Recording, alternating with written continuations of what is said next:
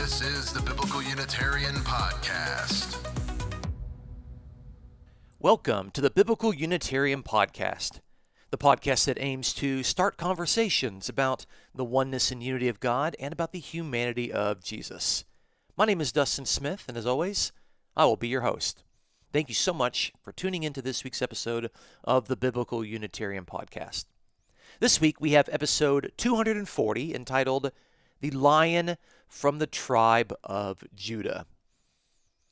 We are currently within a series in which we are going through the various messianic passages within the Hebrew Bible, that is the Old Testament, to see what they have to say about the promised Son of God, the promised Messiah, particularly in his person, his role, his responsibility, the nature of his humanity, and of course, his relationship to Israel's God.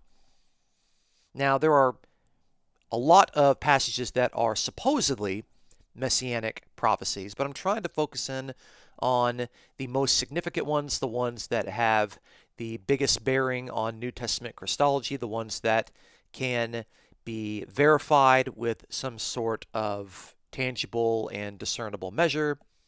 And so this week, we'll be looking at the end of the book of Genesis to look at the promise of a ruler who's going to come forth from Judah's tribe. If you recall, Abraham had multiple sons, but primarily he had Isaac. And then Isaac had multiple sons, but primarily he had Jacob, and Jacob had many sons. And one of those was Judah. And the messianic promise that we're going to look at today concerns what is commonly called the Lion from the tribe of Judah. In this week's episode, we're going to explore how the New Testament actually draws upon this passage in Genesis 49 in order to portray the person of Jesus Christ. So we have some confirmation that early Christians did view the passage we're going to look at today as a messianic passage, and they alluded to it in order to describe the person of Jesus Christ, his human capacity, and of course, his messianic responsibilities. So here's some of the questions I would like to explore in this week's episode. First, what are the characteristics of the lion from the tribe of Judah based on the testimony of Judah's father Jacob? Second, why is there a massive difference in how the translations understand the term Shiloh in Genesis 49, verse 10? Third, in what ways do the New Testament authors understand Jesus as a lineal descendant of Judah? And lastly, how does the book of Revelation define the warrior image embedded in the reference to the lion as it pertains to the person of Jesus Christ? Let's find out on this week's episode of the Biblical Unitarian Podcast. The first point we'll be looking at today is the origins of the lion from the tribe of Judah. So our primary passage comes out of Genesis 49, as we've already alluded to. Let's give some context to the messianic passage. So let's start in Genesis 49, verses 1 through 2, which say, Then Jacob summoned his sons and said, Assemble yourselves, that I may tell you what will befall you in the days to come. Gather together and hear, O sons of Jacob, and listen to Israel your father.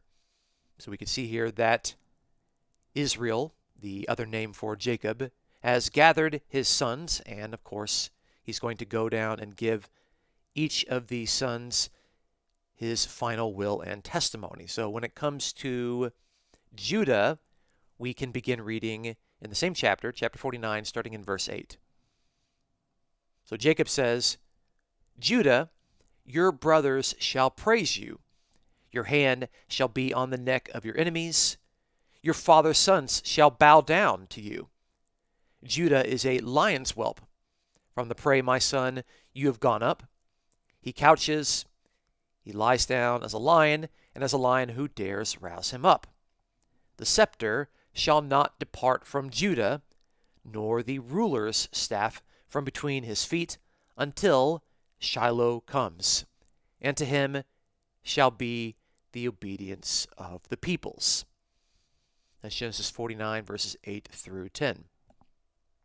Now, there are a lot of interesting characteristics that describe this lion-like figure. Of course, to be a lion means that you are ferocious, you are a warrior figure, you are a figure that is able to put the prey under your feet. This person is going to have the necks of their enemies under his hand. He's also a figure that is worthy of worship. In fact, your father's sons shall bow down to you. So Judah is even going to be acknowledged by his own brothers. And he's also described as a royal figure, as a kingly figure. He's going to have the scepter, and the scepter is further described as the ruler's staff. So we can see that the royal dynasty, the kingly dynasty, is going to descend from Judah, and this is important because the books of Samuel, Kings, and Chronicles point out that David and his lineage descend from Judah. So we have confirmation that there's going to be royal descendants, and of course, it is to David that the promise is made that David's dynasty is never going to end, that David and his descendants are going to bear the throne of David. They're going to have this dynasty, this house, and their kingdom is never going to end. And of course, that ultimately culminates in the man Messiah Jesus, the son of David. So from this figure, the Lion of the tribe of Judah, we see as a ferocious warrior figure. He's a figure that is worthy of homage and worship, and he is a figure that is a king. He's a royal, kingly figure with a scepter that is a ruler's staff. Now we got this reference here in verse 10 that in my translation, it says that the ruler's staff is not going to depart from Judah until Shiloh comes, and to him shall be the obedience of the peoples. And this reference to Shiloh in verse 10 has confused interpreters for thousands of years, literally thousands of years, because interpreters are not exactly sure what this means or to whom it refers. So some scholars have tried to look at the Hebrew and tried to determine its particular meaning. So one of the scholarly suggestions, is to see Shiloh as a combination of the word shai, which is the noun for tribute, and then lo is the pronominal suffix meaning to him. So the word Shiloh would mean tribute to him. And so you'll notice some modern translations will say that it is until tribute comes to him. Thereby, him is still a reference to the descendant of Judah, the one that's going to bear the ruler's staff. Another scholarly reconstruction looks at the word Shiloh and gives a little bit of a different verbal connection to it. And so they understand it as the word Shiloh, which means that which belongs to him, namely that which belongs to the monarchy. So everything that belongs to the monarchy is going to come to this particular descendant of Judah. Now, there were some early Jews, as we can tell from the writings of Qumran, the Jewish Targums, and of course the rabbinic literature, that weren't exactly sure what to do with this reference, but they actually understood it not so much as a verb or as a reference to tribute, but actually in reference to a noun, namely a person. And they saw this person as a very specific messianic reference. Unfortunately, there is no New Testament passage that supports this sort of understanding, indicating that early Christians did not seem to regard Shiloh as a messianic reference. But we can see, like in Targum Onkelos, where they give the explanation of this passage in Genesis 49:10, saying that until the Mashiach comes, whose is the kingdom, and unto whom shall be the obedience of the nations. So that's Targum Onkelos from Genesis 49, verse 10. The problem with this, according to scholars, and I actually think that this objection is worthwhile, is that Shiloh, if it does refer to a noun, seems to be grammatically feminine. And the verb to come, if we're going to say that Shiloh comes, the verb to come is actually third person masculine.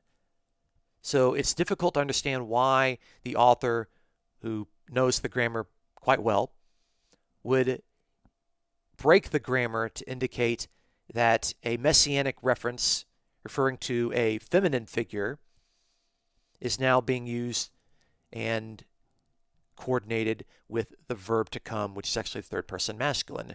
It doesn't actually work. It doesn't actually make sense. And to me, it's just not very convincing. Now, as you're probably aware, when things are confusing within the Bible, that gives certain people who have nothing better to do with their time to speculate and speculate as to what this might mean. And so some early Jews actually calculated the numerical value of the consonants in their reconstruction of the noun Shiloh and the verb to come. And they noticed that that particular number, which actually adds up to 358, actually equal the numerical value of the Hebrew noun Mashiach. Now, to me, that just seems to be a very interesting coincidence. And of course, it doesn't just look at Shiloh, it has to look at Shiloh and the verb to come. But of course, it ignores the grammatical problem of a feminine noun being governed by a masculine verb. Now, if you were to do a word study in the Hebrew Bible, you'll notice that Shiloh is also the name of a city, but it seems to be a pretty insignificant city. It doesn't really have any bearing of significance within the history of Israel, and so this really hasn't helped interpreters to make any sense of this particular passage. The problem is that this raises quite a lot of translational opportunities, as we can see in the modern version. So like the English Standard Version translates the phrase as until tribute comes to him, which was our first option. The New American Standard Version translates it as until Shiloh comes. New American Bible says while tribute is brought to him.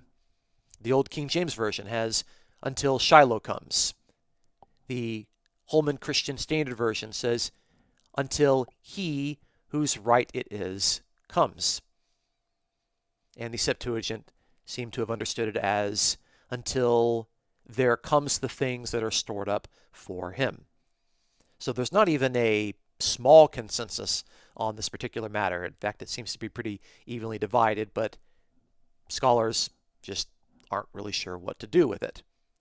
It doesn't change the ultimate fact that we know for sure that this figure is described as a lion, which means he's a powerful, ferocious warrior figure.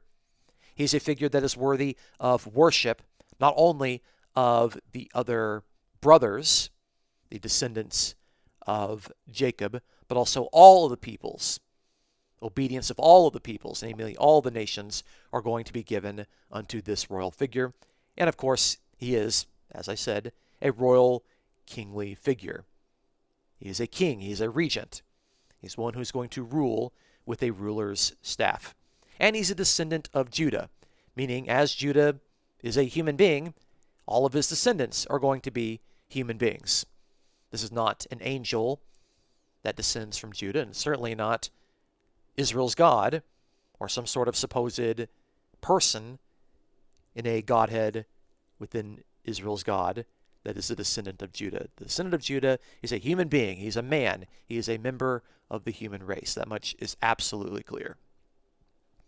Let's move to the New Testament and look at how the early Christians understood this reference. So we'll look at point number 2 today, which is Jesus, the descendant from Judah. Now, various New Testament authors, as we're going to note here, describe Jesus Christ as a lineal descendant of Judah. Now, in doing so, they're not exactly saying that he is the Lion from the tribe of Judah because Judah had thousands of descendants. But it puts Jesus squarely in the realm of fitting the qualifications. Now, once we get towards the end of the New Testament in the Apocalypse of John, in the book of Revelation, we will see quite clearly that Jesus is described as the Lion from the tribe of Judah. But the passages we'll look at right now just indicate that Jesus did descend from Judah's tribe. So in the opening passages of the New Testament in Matthew chapter 1, we have the genealogy which traces Jesus all the way from Abraham. So Matthew chapter 1 verse 1 says, "The record of the genealogy of Jesus the Messiah, the son of David, the son of Abraham. Abraham was the father of Isaac, Isaac was the father of Jacob, and Jacob was the father of Judah and his brothers." That's Matthew 1 verses 1 through 2. And the passage goes on for 14, 15 more verses, indicating that Jesus ultimately descends from these famous patriarchs in Israel's history. So Jesus is a descendant of Judah, which means that Jesus, like Judah, is a human being. He's a member of the human race. Luke's genealogy also makes this point and notes that Jesus is the son of Judah in Luke chapter 3, verse 33. No surprise there.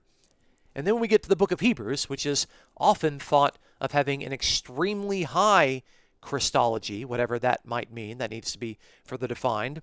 The book of Hebrews tells us in Hebrews chapter 7, verse 14, that it is evident that our Lord was descended from Judah. Hebrews 7, verse 14. The author here says it's evident that Jesus was a descendant of Judah. He says it's evident. It's clear. It is pretty basic, common, foundational, basic ABCs.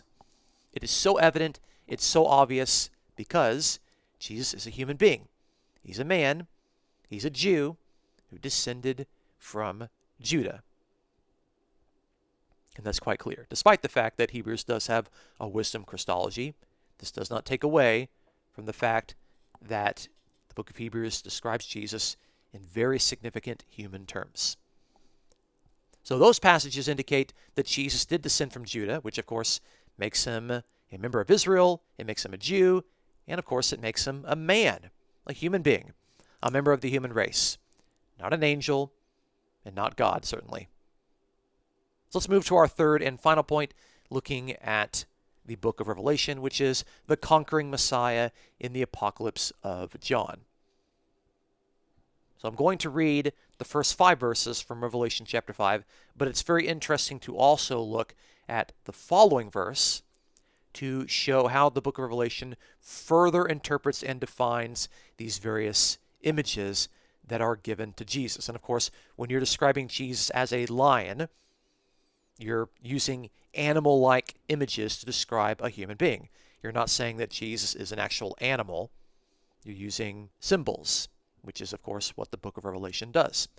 So Revelation chapter 5 and verse 1 begins by saying, "I saw in the right hand of him who sat on the throne a book written inside and on the back, sealed up with 7 seals.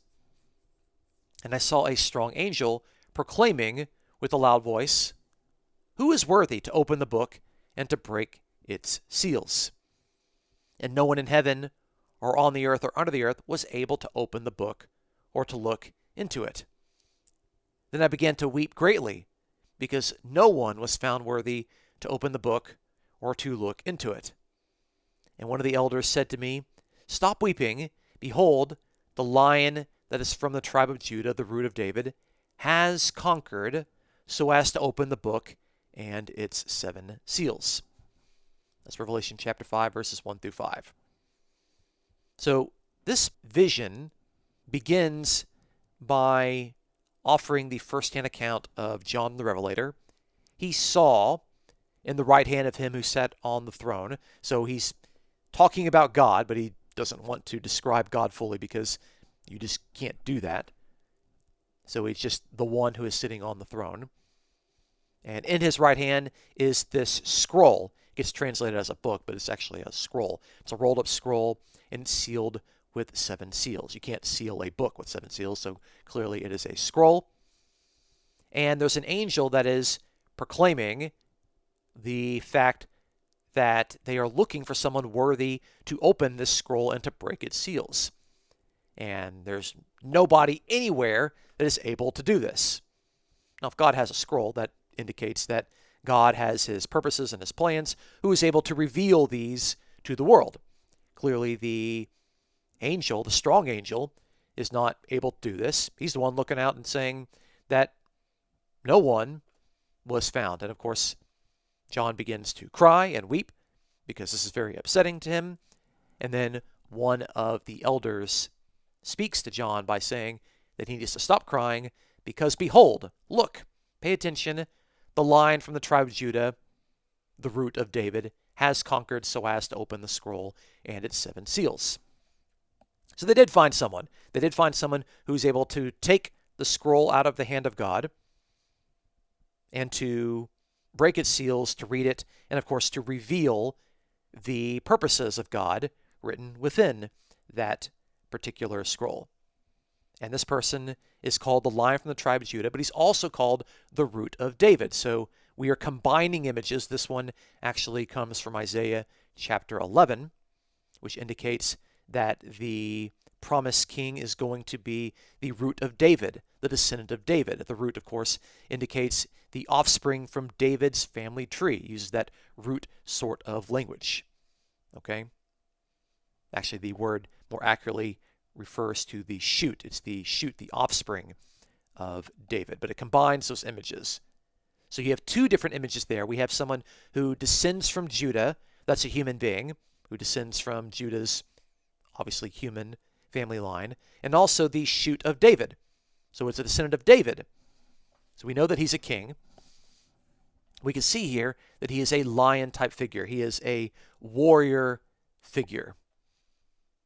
And so the image here that describes and depicts Jesus is, again, a warrior figure. He is a conquering figure, and the indication here is that Jesus conquers, he overcomes, he is victorious because he is a powerful warrior figure. Presumably one like David, who was a warrior and one who conquers with violence. And of course, that's what a lion would indicate. A lion is a ferocious, violent figure.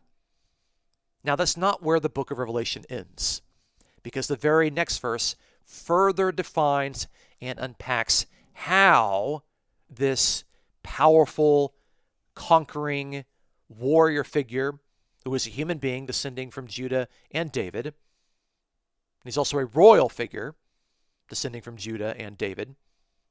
Thereby, he is part of David's promised Davidic dynasty.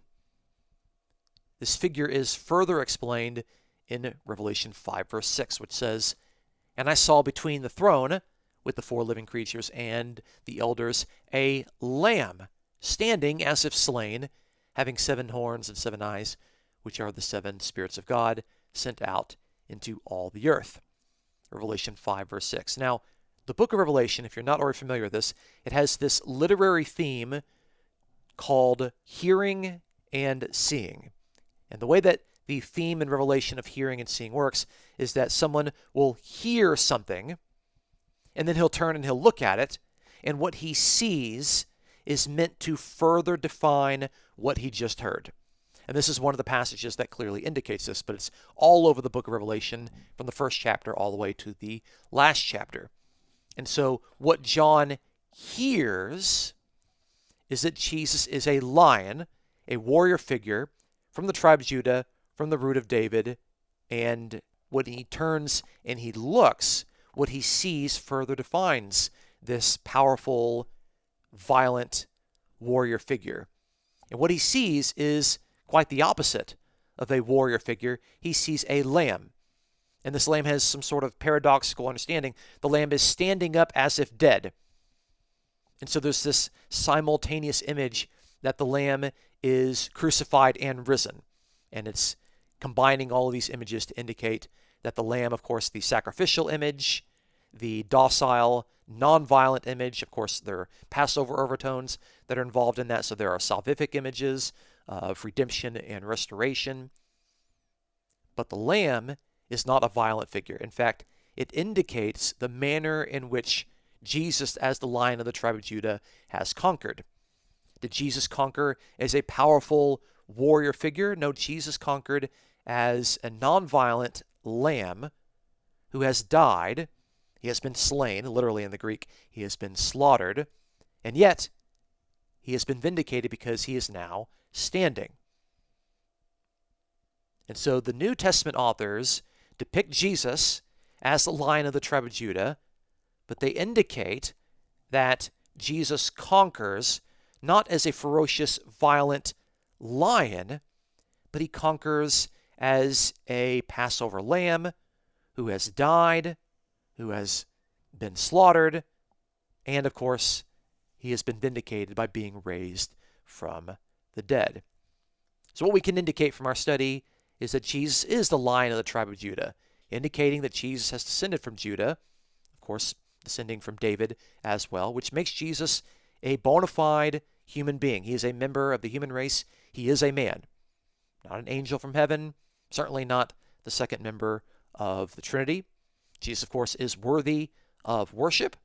He is a royal figure. He is a kingly figure, the one who is going to rule from the throne of David.